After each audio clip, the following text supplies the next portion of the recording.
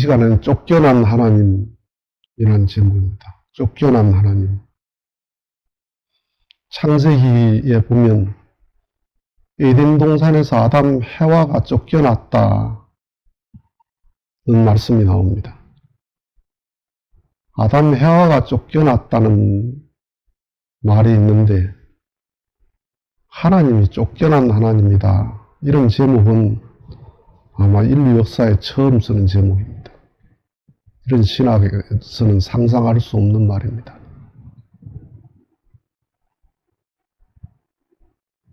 지식과 학문과 신학의 차이점을 알아야 됩니다. 학문은 배우면 배울수록 배움이 더 깊어지고 배움이 넓어지고 배움이 높아져요. 공부를 계속 하면 할수록 공부를 더 하고 싶은 궁금증이 생겨요.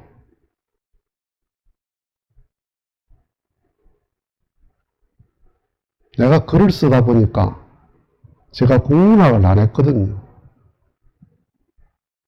국문학을 해야 되겠다는 그 생각을 항상 가지고 있어요.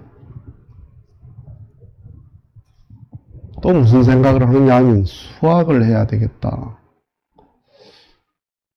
그래서 중등부 수학 학원을 중등부부터 좀 다닐까. 수학이 뭐 중등부 수준도 안 되니까 그렇게 생각을 해요.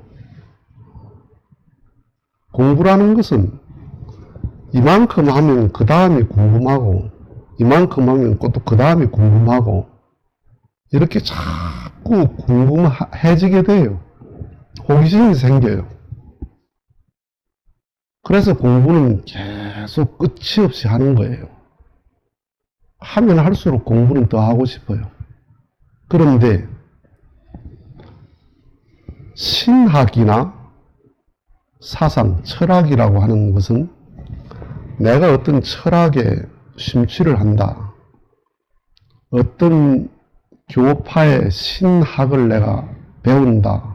그렇게 되면 어떻게 되나? 궁금증이 없어져요. 예를 들면 신학을 하기 전에 기독교를 믿기 전에는 불경이나 사서삼경이나 성경이나 다 귀한 경전이라고 생각을 해요. 그런데 어느 날 성경을 중심한 신학을 딱 해요. 그러면 어떻게 됩니까? 불경은 잡서예요. 사서삼경은 잡서예요. 심하게 말하면 뭐예요? 마귀의 책이에요. 신학이 그런 거예요. 마르크스 이론에 심취를 하면 모든 세상을 마르크스 이론으로 봐요. 철학이 그런 거예요. 그래서 신학을 하면 다른 신학에 대해서 절대 알 필요성을 안 느껴요. 다른 경전에 대해서 알 필요성을 안 느껴요.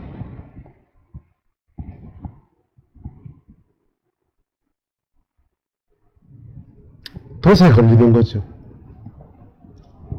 네, 이 다음에 덫에 대한 얘기를 하겠습니다. 선글라스를 딱 하나 끼는 거예요. 그 선글라스도 빨간색이든지 까만색이든지 멀쩡한 눈에 선글라스를 끼면 빨간색을 끼면 전부 빨갛습니다. 흰색도 빨간색, 노란색도 빨간색.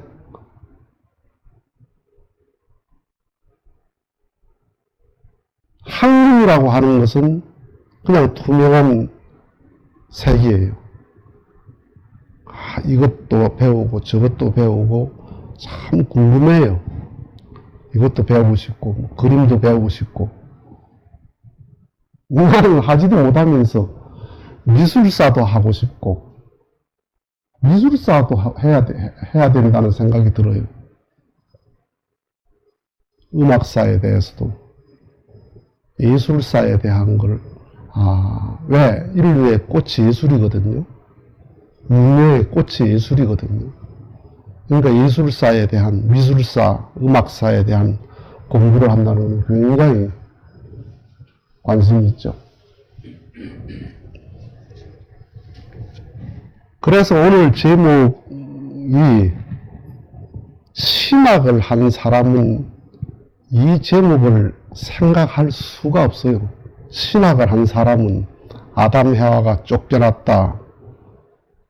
이 구절에서 벗어날 수가 없어요. 하나님은 에덴에 그대로 계시고 아담 해와가 쫓겨났다 이렇게 생각하죠. 성경은 사랑의 책이야.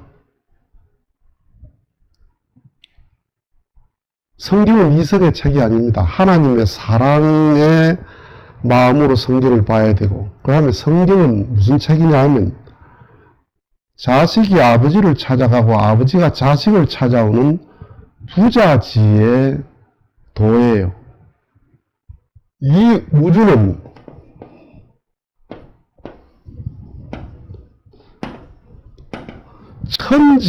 천지지도가 부자지도예요. 부자지도. 이 천지의 이 도가 부자의 도다. 부자의 도.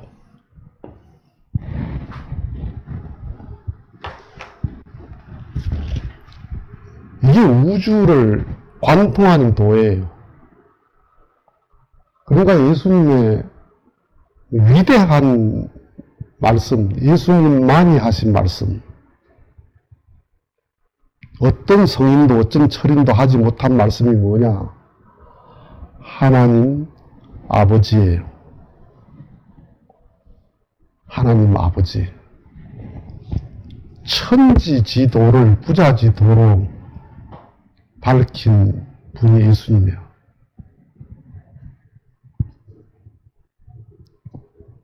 저번에 이야기했죠. 우주의 도가 종과 횡으로 되어 있는데 그 종의 수직의 완전한 도가 부자의 도다. 수평의 완전한 도가 부부의 도다 하는 말씀을 했죠. 그러니까 이 성경은 뭐냐?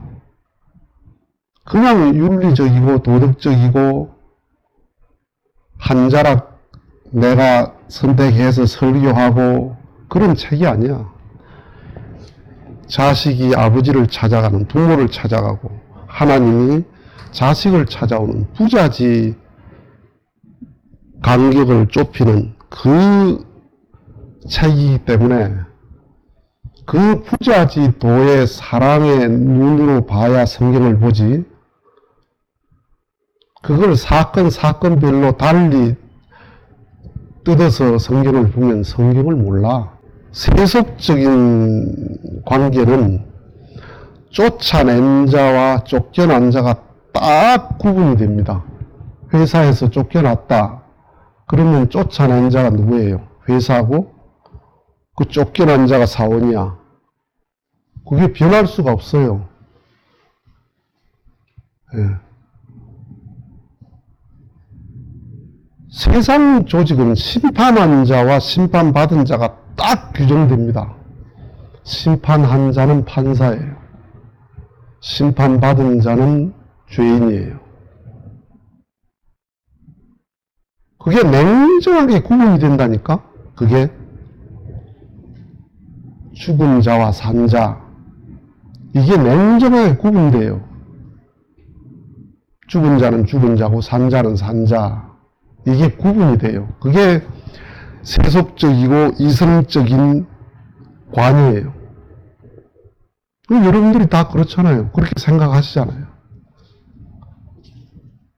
사랑의 세계는 완전히 다릅니다. 사랑의 세계는. 사랑의 세계는 쫓아냈다. 라고 할 때 쫓겨난 자만 있지 쫓아낸 자는 없어요. 참 이상하죠?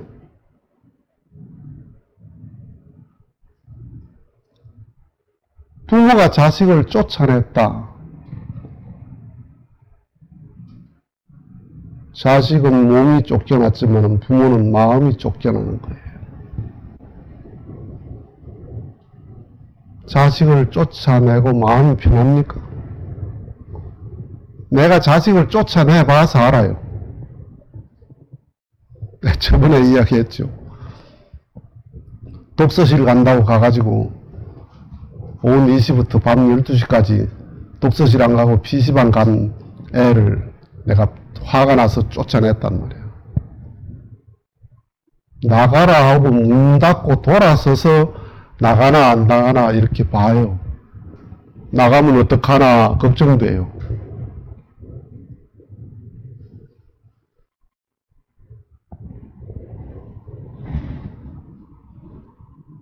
애를 때린다.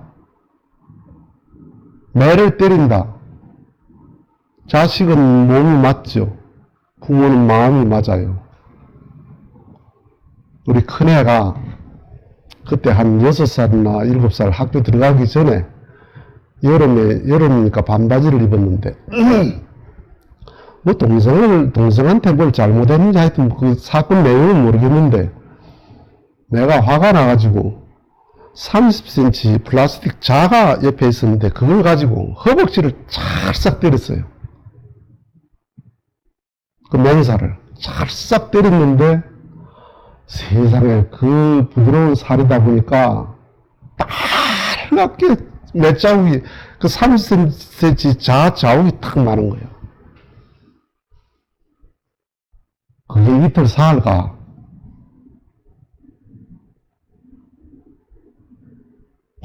빨갛게 그렇게 그래가 있어. 그게 지금 거의 60년 전이잖아요. 아마 7, 8년 전이에요.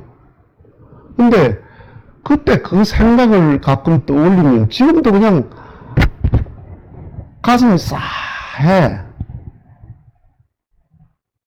그때 그 마음이. 그런데 큰아이한테 얼마 전에 그런 일이 있었다 그러니까 큰아이는 기억도 못해. 맞은 놈은 기억도 못해. 때린 내가 기억을 하고 있어요. 그럼 누가 맞았습니까? 때린 자가 맞은 거예요. 세상은 선생이 만약에 학생에게 체벌을 한다. 학생이 나쁜 짓을 해서 체벌을 했어. 그럼 선생은 체벌자고 학생은 벌받은 자예요. 딱 구분이 돼요. 이성적이고 세속적 관계는 때린 자와 맞은 자가 딱 구분이 됩니다. 언제나. 맞을만 해서 맞으면 맞은 자는 맞을만 해서 맞았는데도 원방하고 때린 자는 시원합니다.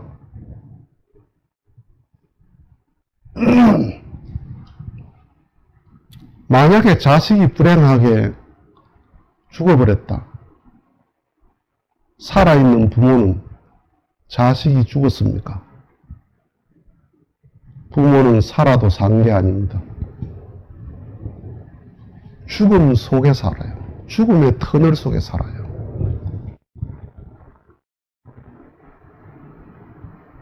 어린 자식을 앞세운 부모를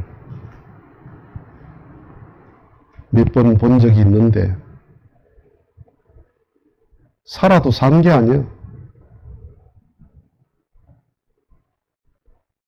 죽은 목숨같이 살아요. 그게 사람이에요. 이웃집 자식은 죽으면 안 됐다 그러고 끝나요. 죽은 자는 죽은 자고 나는 산 자예요. 관계없어요. 내 자식이 그러면 부모는 죽은 목숨이에요. 평생 죽은 목숨으로 살아요. 우리 어머니가 우리 큰어머님이 8살 때 홍역을 해서 잃어버렸는데, 우리 그 큰형님하고 같은 나이가 그 봉렬이라는 분이 우리 동네에 살았어요. 우리 어머니가 이렇게 집 앞에 이렇게 계시다가 그 아저씨가 이렇게 올라오면 네 큰손도 살았으면 봉렬이하고 한동갑이다. 그 봉렬이 아저씨만 보면 그 말해. 그 다음에는 하도 내가 듣다 보니까 너 큰손이 살았으면 그러면 내가 봉렬이하고 한동갑이다. 내가 대답을 했습니다. 나는 웃으면서 그걸 대답을 했습니다.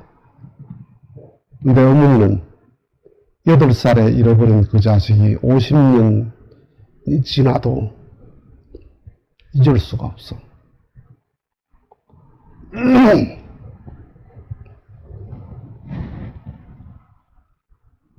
하나님이 쫓아냈습니까? 그래도 하나님이 쫓아냈습니까? 아버지라면서요. 하나님이 부모라면서. 그래도 하나님이 아담 해와를 쫓아내셨다. 이렇게 생각합니까? 에덴 동산에는 쫓겨난 자밖에 없어요. 그래서 에덴 동산은 텅 비어 있어요. 에덴 동산은 비어 있어요. 철없는 자식이 부모에게 꾸중을 듣거나 매를 맞으면 아파합니다. 아파하고 자기를 미워하는 줄 알고 그리고 두려워해요. 매가 혹독할수록 부모의 매는 사랑이 진한 거예요. 그 사랑이 짙다고 생각 안 해요. 자식은. 날 미워한다 이렇게 생각해요. 엄마가 날 미워한다.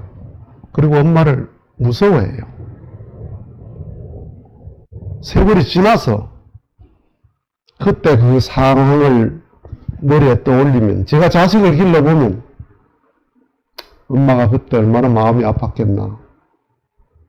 내가 속썩일 때 내 매 때리는 엄마가 얼마나 마음이 아팠겠나. 엄마의 사랑을 그때 가서 엄마 돼서 그걸 알죠. 에덴의 하나님이 얼마나 힘들었겠나. 내 손으로 축복한 자식을 내 손으로 쫓아내야 된다. 기가 막히는 일 아니에요? 내 뱃속으로 놓은 자식을 내 뱃속으로 내가 갖다 내버린다. 한번 생각을 해보세요.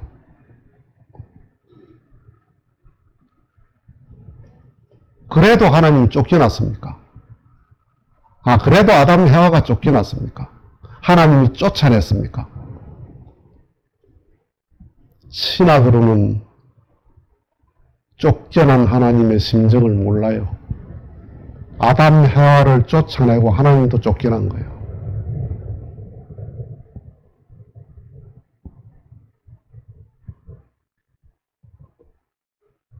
자식이 예뻐서 한없이 좋다가 그 자식을 잃어버렸어. 그런데 그 자식의 장난감을 보는 부모의 마음을 생각해 보세요.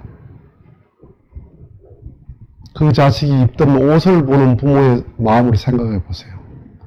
그 자식이 다니던 학교를 지나갈 때 부모의 마음이 어떻겠어요? 그래도 자식이 죽은 자식입니까? 부모는 상관없습니까? 부모가 죽은 목숨이야. 메시아는 쫓아내신 하나님의 아픔을 아는 분이 메시아라는 거예요. 그래서 내가 쫓아내신 아버지의 아픈 마음을 내가 위로하겠다. 내가 에덴으로 돌아가야 되겠다.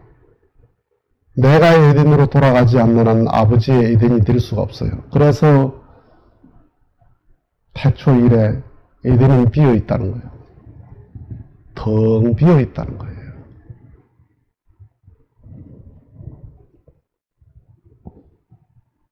메시아는 얼마나 하나님을 제대로 아시는 분이냐. 사과를 한 번도 본 적도 없고 먹어본 적도 없는 사람은 사과를 아무리 설명해도 그걸 알 수가 없습니다. 메시아는 사과를 먹어서 사과 맛을 안 분이에요. 신학은 사과라는 글자를 써놓고 사과를 아는 사람들이에요. 사과를 본 적도 없고 먹어본 적도 없는 사람이 사과라는 글자를 써놓고 그 글자를 사과 읽어보니까 아, 사과 맛이 이렇다는 거 압니까? 아니면 사과를 먹어본 적이 없는데 사과라는 그림을 이렇게 그려놓고 사과 이러면 맛이 느껴집니까? 신학은 하나님 성경의 사랑의 책이다. 부모가 자식을 찾아가고 자식이 부모를 찾아가는 천지지도가 부자지도라는 이 도의 기준으로 감정을 가지고 가지 않으면 뭐예요? 사과 그림을 가지고 사과를 설명하는 사람이에요. 그림이라도 가지면 다행이에요. 사과라는 글자를 써놓고 사과는 이렇다.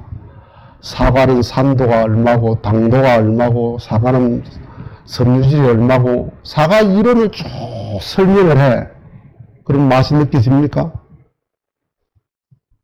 이론을 그렇게 사과를 설명한다고 사과 맛이 느껴지냐 이게요. 지리산을 데리고 가서 이게 지리산이다.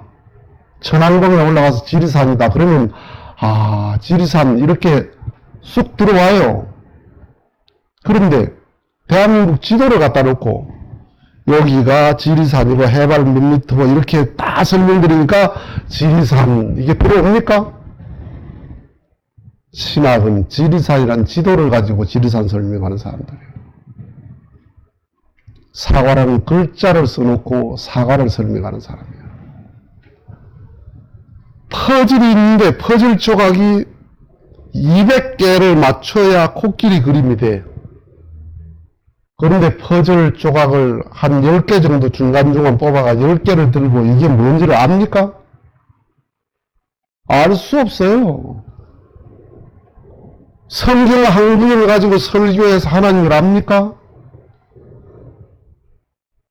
아버지가 자식을 찾아오는 그 마음, 자식이 아버지를 찾아가는 그 마음, 그 마음의 세계를 가지고 성경을 보지 않는 한 성경을 볼 수가 없어. 그 마음이 아니면 쫓아낸 하나님만 있지 쫓겨난 하나님을 몰라요.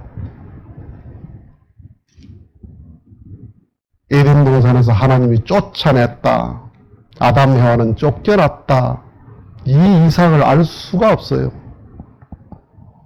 메시아는 쫓아내신 아버지의 서러움을, 아버지의 아픔을 그걸 알고 오신 분이야. 그래서 메시아는 하나님을 정말 아시고 오신 분이다. 나는 누굽니까? 쫓겨난 후에고 하나님을 쫓아낸 후에입니다. 그 후손입니다. 내가 지금까지 하나님을 쫓아내고 살았잖아요. 사람들이 하나님을 쫓아내고 살잖아요. 제 마음에서 쫓아냈고 제 가정에서 쫓아냈고 나라에서 쫓아냈고 쫓아냈으면서도 양심의 가책이 없고 쫓겨났으면서도 부끄러움이 없어요. 그 뻔뻔스러운 인간이 타락한 인간이라는 거예요. 그래도 하나님이 쫓아냈습니까? 그래도 아담 해와만 쫓겨났습니까? 쫓겨나신 아버지를 알아야 됩니다. 마치겠습니다.